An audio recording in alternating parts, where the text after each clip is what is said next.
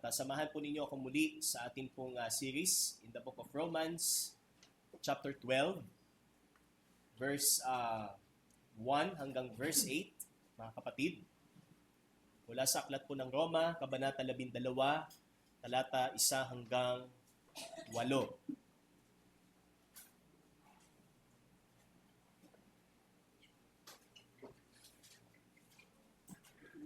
Excuse me. Okay, so samahan niyo po muli akong basahin at tayo pong lahat ay sandaling tumayo para po sa pagbasa po ng salita ng ating Diyos.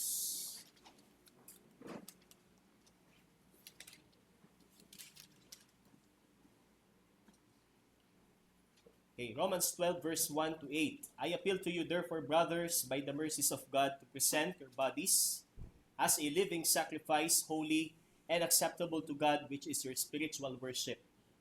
Do not be conformed to this world, but be transformed by the renewal of your mind, that by testing you may discern what is the will of God, what is good and acceptable and perfect. For by the grace given to me, I say to everyone among you not to think of himself more highly than he ought to think, but to think with sober judgment, each according to the measure of faith that God has assigned. For as in one body we have many members, and the members do not all have the same function, so we, though many, are one body in Christ, and individually members one of another. Having gifts that differ according to the grace given to us, let us use them. If prophecy, in proportion to our faith; if service, in our serving; the one who teaches, in his teaching; the one who exhorts, in his exhortation; the one who contributes, in generosity; the one who leads, with zeal; and the one who does acts of mercy with cheerfulness. Purihin po ang Panginoon sa pagkabasa po ng kanyang salita. Tayo po ay manalangin. Aming Diyos, muli po, marami pong salamat sa umaga pong ito at kami po ay patuloy na naninikluhod sa iyo sa amin pong pakikinig ng inyo pong salita, na wala pong maging distractions or disturbances na maaaring makahadlang sa amin pong pakikinig ng inyo pong salita. Ikaw pong patuloy na magkaloob sa amin, O Diyos, ng puso sa pagtanggap ng mensahe mula sa iyo, sa tulong din po ng Santong Espiritu na siya po mag-illumin sa amin, Panginoon, sa iyo pong kapahayagan. At ang tagapagsalita po ninyo ay itago niyo po lamang sa likod ng inyo pong kabanalan. Batid niyo po ang aking mga pagkakamali, ang aking po mga kabulukan. Humihingi po ako ng tawad, Panginoon, sa iyo, at gamitin niyo po lamang akong kasangkapan ng inyong pong paghahayag. Ikaw po lamang ang may taas ko at maging ng bawat isa po sa amin kung paano po namin ilalapat din ito sa amin po mga buhay, Panginoon. Yamang kami po itinawag po ninyo para po magministeryo at hindi po maging tagatanggap lamang ng inyong pong kaligtasan. O Diyos, muli ang lahat ng ito ay tinataas lamang po namin sa iyo sa pangalan po ng iyong anak na si Jesus. Amen at amen. Tayo pong lahat ay makakaupo na. At muli po, kagaya po ng ating theme, sinasabi po rito that spiritually alive to live for God. So we are not alive without a purpose. So hindi po tayo buhay para sa wala.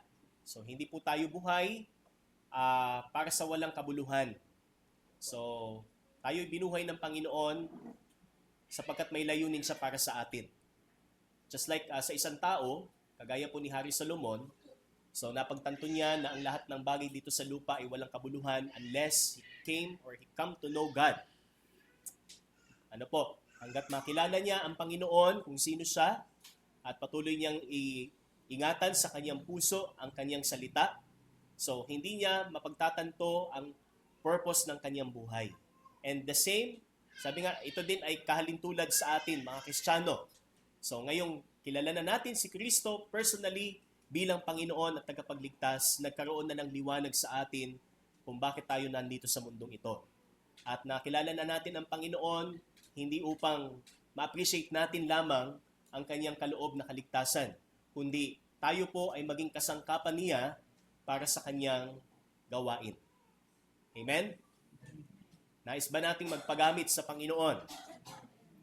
Parang ayaw natin. Parang hindi tayo 100% doon sa sagot natin. Bagkus, kailangan nandun talaga yung ating 100% na kagustuhan na tayo ho ay sumunod sa Panginoon since na tayo po ay binuhay ng Panginoon mula sa pagiging patay sa kasalanan. Kaya nga ang ating purpose ho or objective is to achieve the life worthy of His message by living for God. So, para kanino tayo nabubuhay ngayon? Tayo ba'y nabubuhay para sa pamilya lang natin? Tayo ba'y nabubuhay lang para sa sarili natin? Tayo ba'y nabubuhay para sa mundong ito? Tayo ba'y nabubuhay para sa iniidolo nating artista?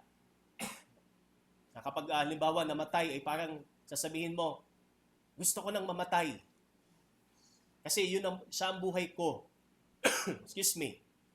Sino ba nagbigay ng buhay sa iyo? Di po ba? So it is illogical to say that sabihin natin sa isang tao na siya ang buhay natin, hindi naman siya nagbigay ng buhay sa atin. Kasi siya mismo tumanggap lang din ng buhay mula sa nagbigay nito. So the life giver is no other than God. Kaya wala hong tamang kaisipan, labas ho sa pagtatalaga ng buhay sa nagbigay nito. At ito ay ang Diyos. That's why, ang sabi dito is to achieve the life worthy of His message by living for God. So mabuhay po tayo para sa Diyos. Sa Diyos na nagbigay sa atin ng buhay at sa Diyos na nagbigay sa atin ng kaisipan at karunungan kung paano po natin may pamumuhay ito. Okay? So ito po yung ating makikita sa atin pong mga nakaraang linggo. So first, as our main point po natin is living towards God Himself. So pamumuhay para sa Diyos. So this is the first. Okay? Pinaka-importante at pinakauna na tayo ay nabubuhay para sa Panginoon. Hindi tayo nabubuhay para sa mundo o para sa sarili natin. Hindi po yan katuruan ng Biblia. Kaya sabi dyan is living towards God. So first, that our souls must have been presented to God. So kaya sinabi po ni Apostle Paul dun sa ating binasa, by the mercies of God, ayon sa mga masaganang habag ng Diyos. So that is the entire, sabi nga yung 11 chapters of the book of Romans. So yung graciousness ng Panginoon, kung paano niya tayo inalis mula sa hatol ng kamatayan, kung paano tayo hinango ng Diyos mula din sa kaniyang sarili in terms ng kaniyang hustisya, ng kaniyang puot. Siya din ang nagkaloob ng sukat ikaliligtas natin, ikapapatawad ng ating kasalanan. Okay? At ito ay sa katauhan po ng Panginoon. So hindi lang po siya tao, kundi Diyos na nagkatawang tao. At ang kanyang dugo ang naging daan upang tayo po ay maligtas sa ating mga kasalanan. So, doon natin makita yung tinatawag na mercies of God, and not only that, hindi lang po tayo basta iniligtas ng Panginoon, kundi tayo ibinukod para sa Kanya. Sanctification. Kaya dapat maliwanag po sa atin that we're not only saved, hindi lang tayo niligtas mula sa gapos ng kasalanan, hindi lang tayo niligtas mula sa walang hanggang kamatayan, kundi ang purpose ho ng pagliligtas is upang tayo po ay ibukod mula sa dati nating buhay para sa Kanya. At tayo maging kagamit-gamit sa Kanya. Kaya doon sa ating sa mga sumunod po nating subpoint, that our bodies must be presented to God, our minds must be presented to God, and our will must be presented to God. So, kabuuan na ang ating pagkatao ay dapat nating ihandog sa Diyos. Ang ating kaisipan, ang ating katawan, ang ating kalooban, lahat. Dapat nating ihandog sa Diyos. So wala ho ditong percentage. Excuse me. Wala pong percentage, mga kapatid. Wala ho ditong half-half. Ano ka? Sabi nga yung doble cara. Nakaharap ka sa Panginoon paglinggo. Tapos pag Lunes hindi na sa Panginoon, sa mundo ka na nakaharap. 'Di ba? So, ang requirement is that we present, okay? Ialay natin ang ating buhay. Ialay natin ang lahat para sa Kanya. Okay? And we have the next subpoint natin are gifts. So, salvation, Sigurado ho tayo by the grace of God, and automatically, kapag sinabing ligtas ho, meron po tayong tinatawag na spiritual na kaloob. So, spiritual gifts. And this is the proper service. So first, the proper attitude is humility in verse 3. So yung tinatawag po nating pagpapakumbaba. Kagaya po ng sinabi po dito ni Apostle Paul, "For by the grace given to me, I say to everyone among you not to think of himself more highly sabi dito, more highly than he ought to think, but to think with sober judgment." So that is humility, kababaang loob. Kaya hindi ho karakteristik ng isang Kristiyano ang mataas ang tingin niya sa kanyang sarili. Porket may position sa church, porket may abilidad siya na naiko-contribute niya sa church, hindi po yan dahilan para siya'y magmataas. Sapagkat minsan po ang Panginoon ay hindi nagmataas sa kanyang pagiging tao. Sa katunayan po, sa buong buhay niya, in his life, for 33 years, lahat ay halimbawa ng pagpapakumbaba. Bawat araw, bawat segundo sa buhay ng Panginoong Hesus ay halimbawa ng pagpapakumbaba na siyang dapat tularan ng kanyang mga lingkod o ng kanyang mga alagad. Imagine that. Okay? Bagamat nandun yung limitations. So ang Panginoon ay napagod, ang Panginoon ay nagutom, ang Panginoon ay bilang isang tao, meron din siyang mga limitations, but hindi ito naging dahilan upang hindi siya maging halimbawa ng pagpapakumbaba. Kaya sa biyaya din po ng Diyos, hindi po imposible na ang bawat isa po sa atin ay maging halimbawa rin sa pagpapakumbaba. Amen? Humingi lang po tayo ng tulong sa Panginoon. And also the proper relationship that is unity in diversity. So magkakaiba pero pinag-isa. Kagaya ng katawan ng tao, merong iba't ibang bahagi, merong iba't ibang sistema, merong iba't ibang selula, pero nung pinagsama ho, ay naging isang organismo. Kagaya po ng katawan ng Panginoong Hesus. And the proper service is spiritual gifts. So, hindi po ito katulad ng, halimbawa is public service. So, meron tayong resources. Siyempre, kalakaran na po yan pag sinabi nating public service, di po ba? Na hindi naman natin alam kung saan galing, pero ipinapangalan. Di ba? So, ipinapangalan dun sa taong tumulong. Pero may mga taong hati ang kanilang pag-iisip kung ito ba talaga ibukal sa kanya na pagtulong o ginagamit lang niya kung ano yung ibinigay ng tao. So, hindi po ganon when it comes sa ating paglilingkod sa Diyos. So, meron po tayong spiritual gifts. Meron tayong resources na po pwedeng magamit po natin sa ministry.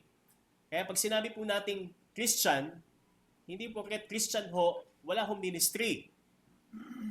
Okay? Automatically, pag ikaw ay nakakilala sa Panginoon, pag ikaw ay naligtas, meron kang ministry na dapat gampanan sapagkat tinawag ka ng Panginoon. So, spiritual gifts from verses 6 to 8, makikita po natin, having gifts that differ according to the grace given to us. So, repeatedly, inuulit po ni Apostle Paul yung salitang grace. So, this is the grace of God. Biyaya po ng Panginoon sa atin ng pagkakaroon ng spiritual na kaloob. Hindi lang po basta kaligtasan. Meron po tayong mga kakayanan na hindi man natin batid sa ngayon, pero maaaring meron tayo, kailangan lang nating malaman at tuklasin. Kung hindi po natin i-involve ang sarili natin, hindi natin yan malalaman. Okay? At sabi dito, ito ho ay para sa kapakinabangan ng isa't isa. Since we are in the body of Christ. Nasa iisang katawan po tayo. So, the gifts, o yung mga kaloob po, makikita po natin, we have the gift of prophecy. So, nalaman na po natin to. Excuse me. So, that is the proclamation of the Word of God.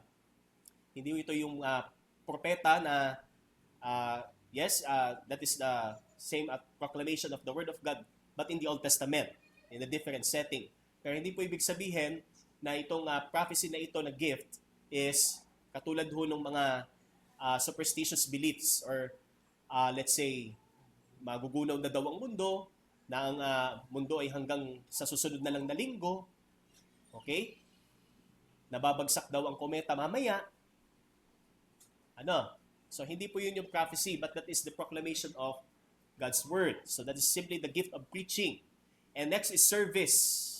So that is every sort of practical help na maaaring ibigay po ng isang Kristiyano. So ang bawat isa ho ay maaaring magbigay ng sukat kaya niyang ibigay bilang paglilingkod niya. Yun po yung makikita ho natin. Kaya mostly pag sinabing service, ito'y may iba't ibang mukha. Pero yan ho ay paglilingkod. Okay? And this gift certainly applies beyond the offices of deacon and deaconess. So, kasi yung deacon and deaconess is nabibilang po sa leadership. Pero alam po natin that yung salitang deacon means to serve. It doesn't mean na nasa leadership sila, hindi sila servant. Kasi ang principle ng Bible is servant leadership. Mga kapatid. Kaya it is manifested in every sort of practical help. So, in practical sense, anumang tulong na po pwedeng ibigay ng isang Kristiyano or a church as a whole sa community, sa isang member, so that is gift. Okay? Ito'y kaloob mula sa Panginoon. And next is teaching o pagtuturo. So, if a Christian is divinely gifted with special ability to interpret and present the truth of God understandably. So, kaloob din yan mula sa Panginoon. Hindi yan yung, let's say, magaling kang mag-construct ng acronym o magaling kang mag-construct ng puntos. Hindi yan karunungan na likas sa iyo. Yan ay karunungan mula sa Diyos. The author of the word is the Holy Spirit. Santong Espiritu. Sinong makaka-arok ng karunungan ng Diyos? Di ba? Illumination lang ho sa atin, kaya tayo nakakagawa ng iba't ibang, let's say, mga acronyms or outlines sa salita ng Panginoon. Even the grammar. Hindi natin pwedeng ipagmalaki na alam mo ang grammar, alam mo ang original language. Yan ay karunungan mula sa Diyos. Kumbaga parang, parang dahan-dahan lang hong ipinakita ng Panginoon sa atin. Tapos ipagmamalaki na natin na meron na tayong abilidad na malaman kung ano man yung sinasabi, let's say, in the original language. So, again, if a Christian is divinely gifted with special ability to interpret and present. So, we have hermeneutics. So, there's the proper way. There are the proper ways how to interpret the word. Hindi ho basta lang babasahin ang Biblia. Okay? Masalimuot po ang pag-aaral ng Biblia. Hindi lang ho yan basta binabasa. Ano po? So, kinakailangan tingnan ang background, ang setting, ang kultura, ang literary form, ang grammar, okay? The history of the book, the intent of the author or the writer. So yun po ay kasama sa tinatawag po nating interpretation. Okay? Hindi rin po ito tinatawag na eisegesis. So yun yung mas, kumbaga ay mas malalim na part kung paano po pag-aralan ang salita ng Panginoon. So, meron tayong tinatawag na exegesis, which means in-extract natin yung kung ano yung sinasabi mismo ng verse. Hindi yung galing sa labas at ilalapat doon sa verse. So, yun yung eisegesis. Pag sinabi namang exegesis, kung anong mismong sinasabi ng salita, yun yung ating isinishare. Yun yung ating itinuturo. And, sabi po, homiletics of course. So, the way. Ano po? So, the way kung paano po i-deliver ang mensahe ng salita ng Diyos. Kaya sabi dito, presentation of the truth of God understandably. Kailangan maunawan kasi karunungan ng Diyos. Hindi po ito yung ang magiging result dun sa tao, kalituhan, confusion. Anong ibig sabihin ng tinuturo ng preacher na iyon? Ay hindi ko naman maintindihan. Ay nabubulol. Lingwahe daw ng anghel. Lingwahe daw ng sabi nga, ng langit. Di ba? So yun po yun sinasabi ditong gift of teaching. Next is exhortation. So, aside of teaching, meron din pong tinatawag na gift of exhortation that is encompasses the idea of advising, pleading, encouraging, warning, strengthening, and comforting. So, nandito yung mga counselors. So, yung magaling magbigay ng advice. Yung mga magaling mag-encourage ng mga kapatid na nanghihina.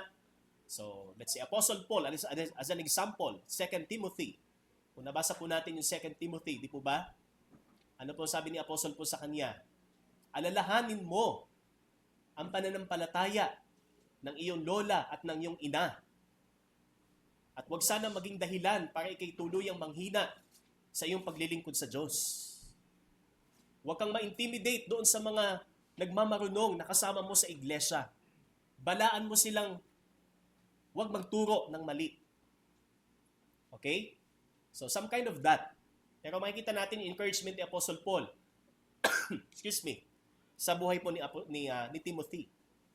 Even kay Titus. Okay? So, ito po. And it may be exercised in comforting a brother or sister in the Lord facing a trouble or suffering physically or emotionally. Hindi ko totoo yung halimbawa, pagka may Kristiyano na di-depress, hindi na daw ligtas. Okay? Pag may Kristiyano daw na nababalisa, o may Kristiyano daw na weak, mag-handle ng problema, hindi na daw ligtas kasi may Holy Spirit daw. Okay? So, wala dapat gift of encouragement. Wala na dapat gift of exhortation kung ganon. Kaya mo lang pala i-encourage ang sarili mo kung nadidepress ka. Masasabi mo ba sa sarili mo, pag ikaw sabi nga, meron kang suicidal ideation,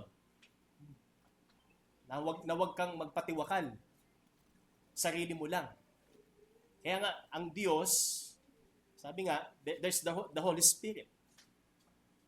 Para wag mong gawin with the help of your fellow brother or sister na may kaloob to encourage, to help you. Okay? So yun po mga kapatid. And as we continue, so ito po yung makikita natin in verse 6, from verse 6. Verse 7, if service in our serving, the one who teaches in his teaching, the one who exhorts in his exhortation, the one who contributes. So ito yung panglima. Ano po? The one who contributes in generosity. So that is the gift of giving. Pagbibigay. Hindi po ibig sabihin ang pagbibigay ho is pag may kaloob ka sa pagbibigay, yung iba walang kaloob sa pagbibigay. Lahat to, meron nung tayong tinatawag na spirit of generosity. Mga kapatid, it doesn't mean na kung halimbawa, yung isa may gift of giving, isa sa alang-alang mo yung iyong pagbibigay na dapat ay ginagawa mo para sa gawain ng Panginoon. Kaya implied na ito po ay meron ho tayo.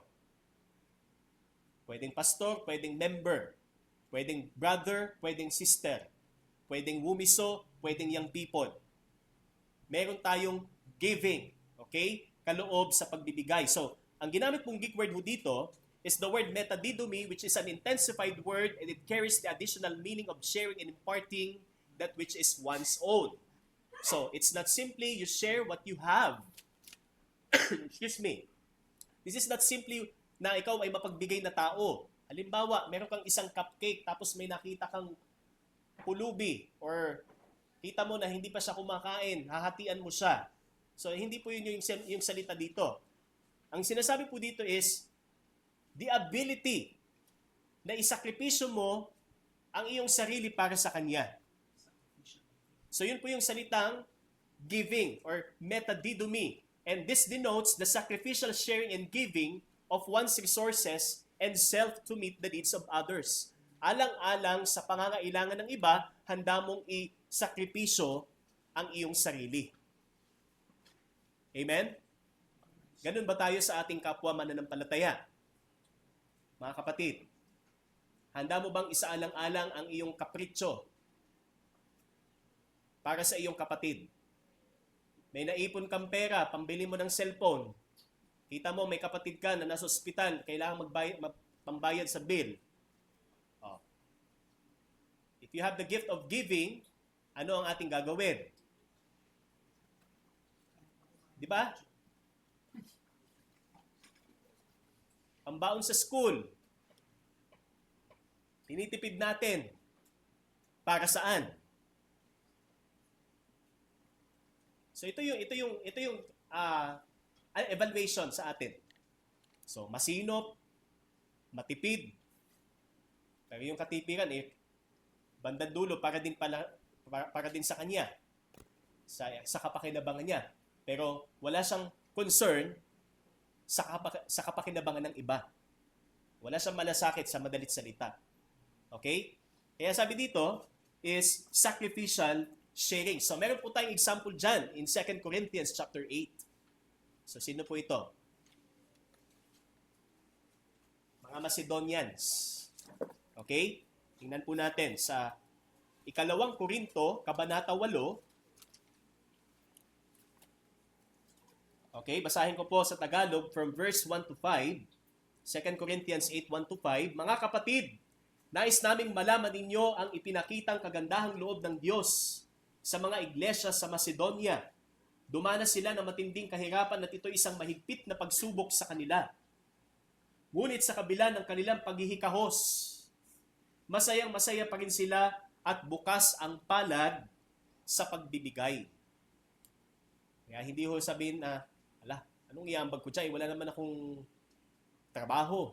Wala naman akong means para magkaroon ako ng pera. Pero ito po, mga taga Macedonia, naghihikaos man sila, they are, kumbaga, wala silang sapat na source ng pangangailangan nila or income, pero pagdating sa pagbibigay, bukod sa bukas palad, masaya. Okay? Masaya. At sila'y kusang loob na nagbigay, hindi lamang sa abot ng kanilang kaya, kundi higit pa. Alam ko ito sapagkat mahigpit nilang ipinakiusap sa amin na sila'y bigyan ng pagkakataong makatulong sa mga kapatid na nangailangan at higit pa sa inaasahan namin. Ibinigay nila ang kanilang sarili, una sa Panginoon at pagkatapos ay sa amin ayon sa kalooban ng Diyos.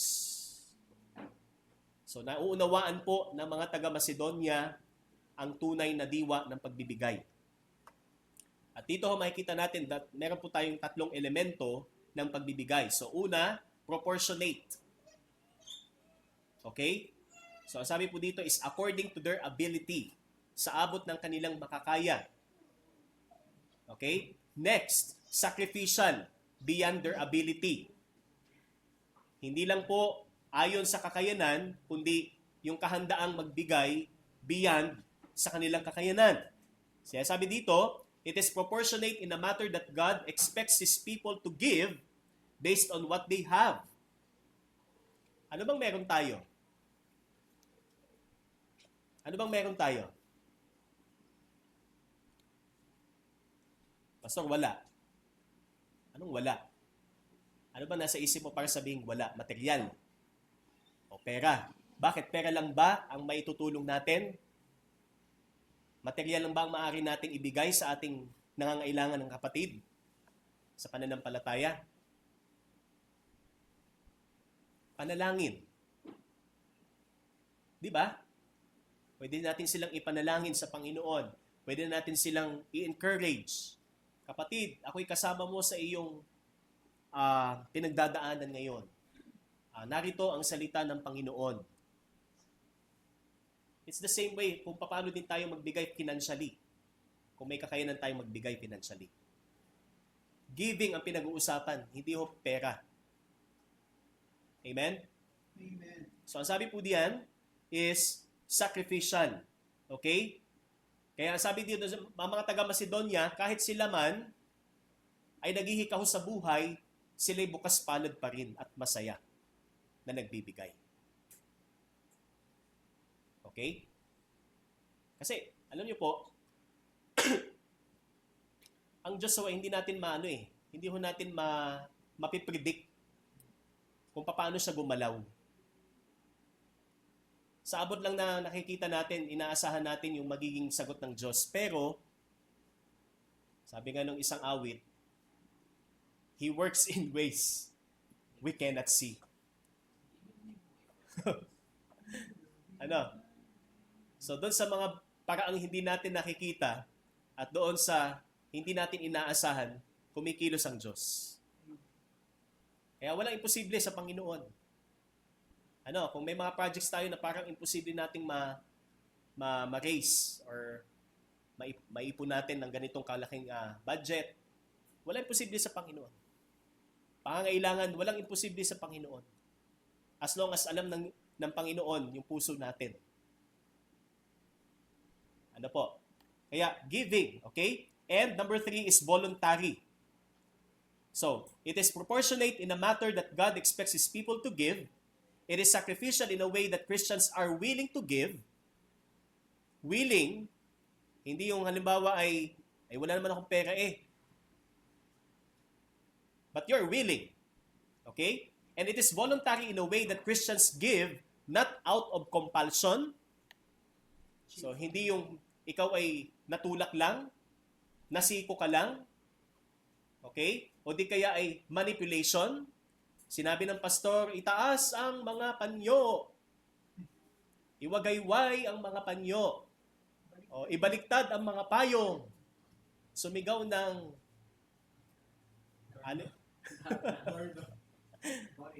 ano po? Okay? So, hindi po yan. Manipulation or intimidation. Kita mo, yung kapatid mo nagbigay ng malaki. So, ikaw,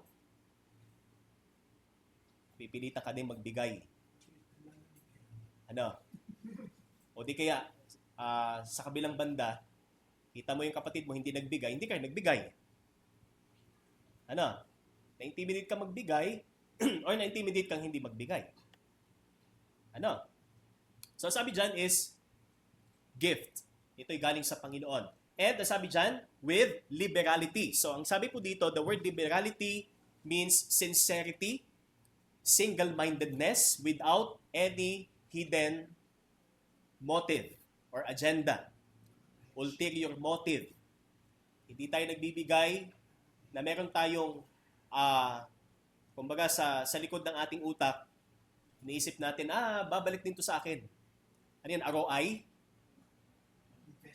Nag-i-invest ka tapos naghihintay ka ng ROI, return of investment. Ano to, negosyo? So, hindi ganon. Mula sa puso, ibinibigay mo sapagkat ito ay, kumbaga, out of God's graciousness.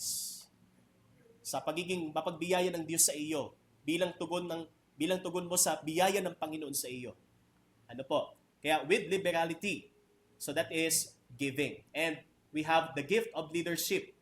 So, pag sinabi po namang leadership is the gift of administrations with the basic meaning of standing before. So of course, iba-iba nga po tayo. Hindi naman lahat tayo ay may gift of leadership or gift of administration. Hindi naman lahat po tayo piloto. Hindi naman lahat tayo ay kapitan ng barko na siyang may hawak ho ng manibela. Hindi naman lahat tayo ay tsuper. Anong mangyayari sa sasakyan kung gusto lahat ay driver? Nakakita ho ba tayo ng driver na sabi nga, ang pasahero ang may hawak ng manibela. Tapos yung isang pasahero ang nakatapak sa preno. Yung isang pasahero ang may hawak ng kambyo. Di ba? So walang pag-usad na mangyayari diyan. Kaya meron po tayong iba't ibang kaloob. So, sabi diyan, it is like the one who steers the ship or a pilot in the plane. With the basic meaning of standing before, And this gift clearly belongs to elders, deacons, and deaconesses. Kaya ano ang magiging senaryo po sa isang local church kapag wala pong sino man ang may kaloob dito? Ano kaya mangyayari sa church? Walang tatayo. Walang magli-lead.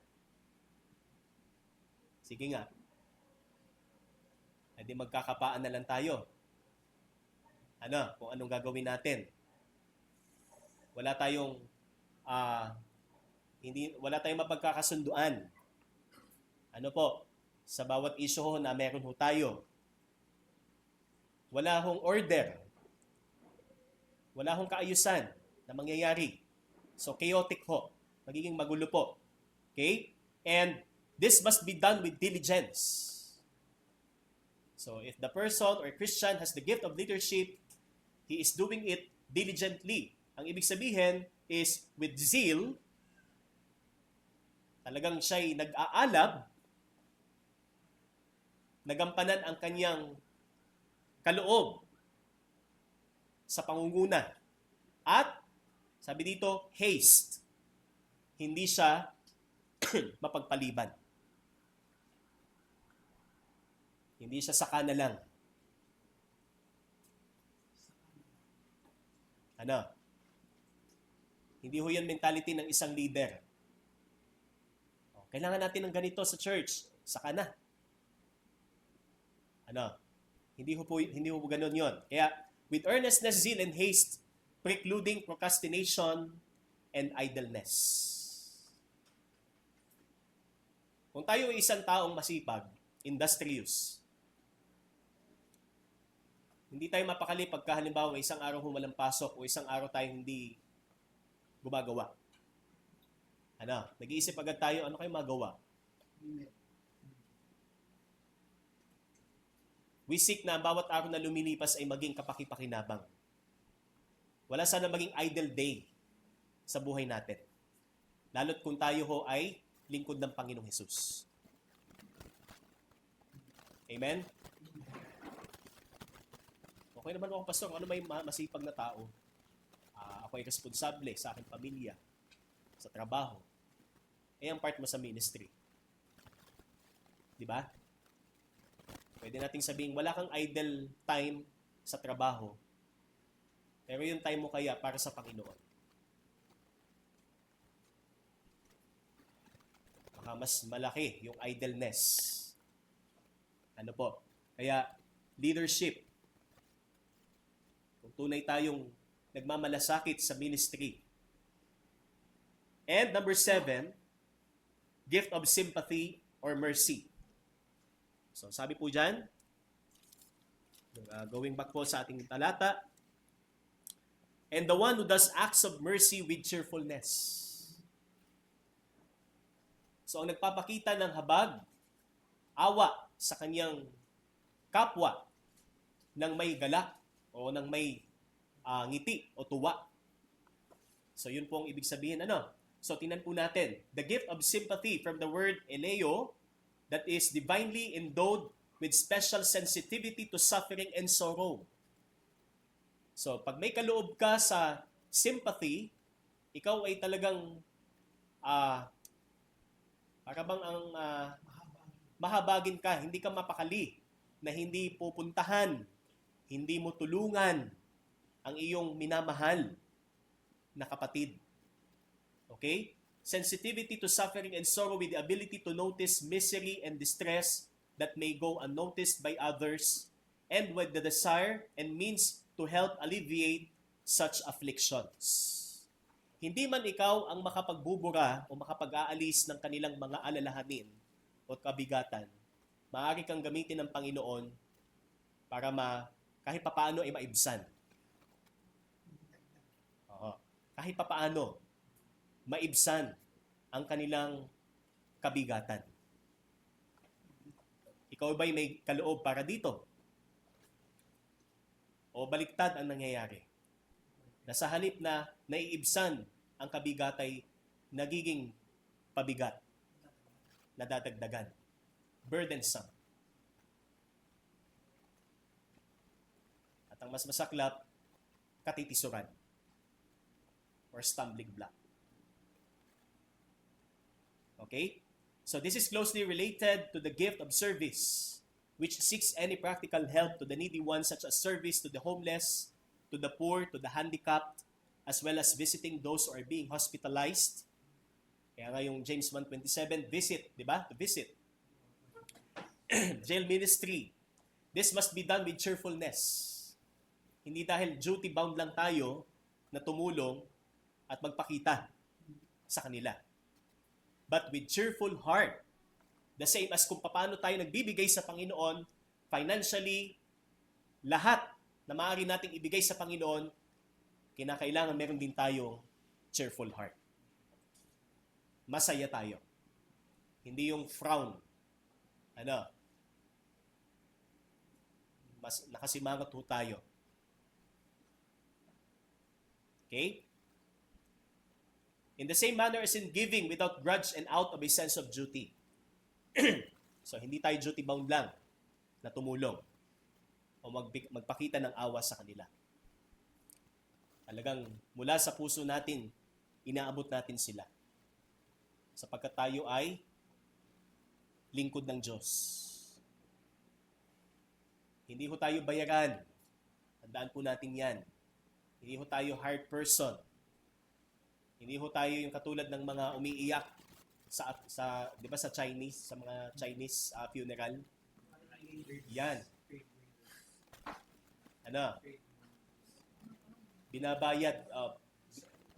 Binabayaran para umiyak sa patay. Sana walang ganun sa atin. Magpapabayad para umiyak, magpapabayad para tumulong. So, hindi po. Okay? Proverbs 14:21.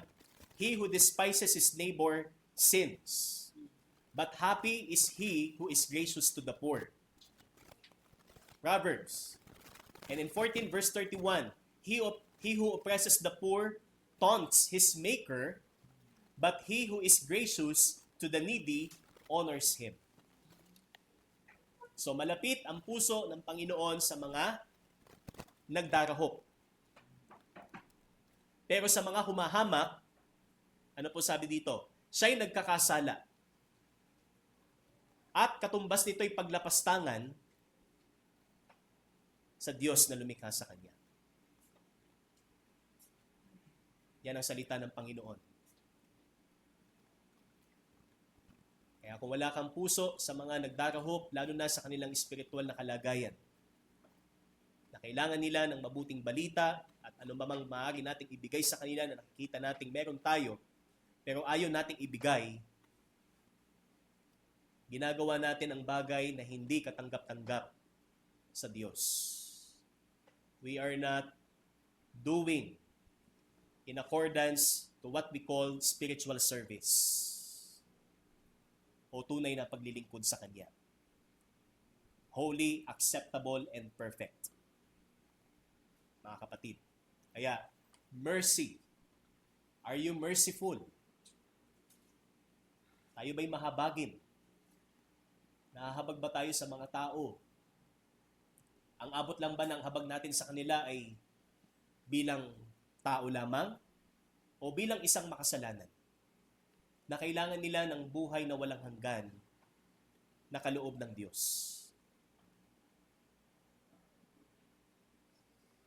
Okay? So ito po ang karagdagang kaloob na ibinigay po sa atin upang malaman natin ano ang meron ako sa mga kaloob na ito. Sana may isa. Kung tayo ho ay tunay na may relasyon sa Panginoong Hesus. Kahit, sabi nga, at least may isa ho tayo dito. Imposible hong wala. Kasi zero means you're an unbeliever. Okay? But at least one spiritual gift na alam mo, sigurado yan.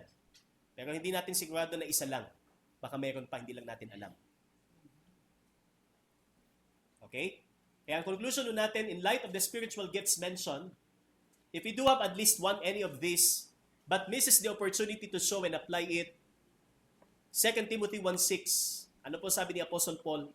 For this reason, I remind you to kindle afresh the gift of God which is in you. Kindle afresh. Pagningasin muli natin. Paypayin natin tuloy-tuloy. Huwag nating hayaang maupos o mawala ang baga.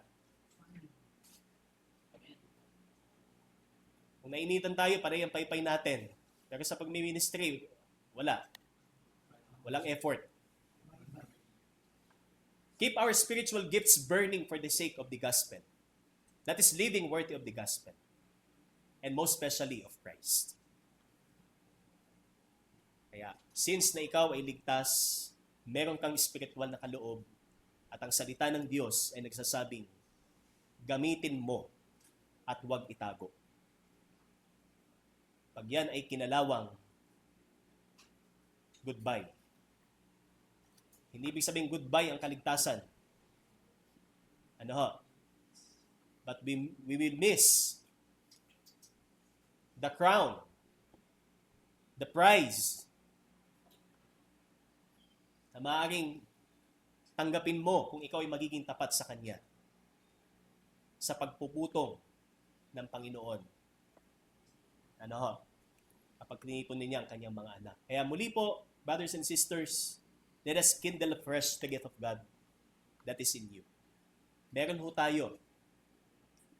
Kapag alam na natin mayroon tayo, pero hindi natin ginagamit, muli nating painitin. Muli nating paypayan. Pagningasin. Para sa Panginoon. Tayo po'y manalangin. O Diyos, salamat sa iyo pong salita.